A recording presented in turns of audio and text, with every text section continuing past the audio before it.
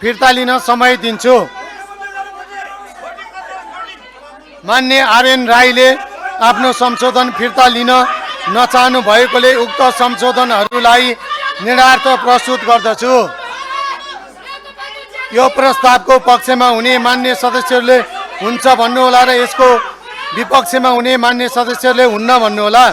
यो प्रस्तावको पक्षमा हुने मान्य सदस्यले हुन्छ भन्नुहोस्। यो प्रस्तावको विपक्षमा हुने मान्य सदस्यले हुन्न भन्नुहोस्।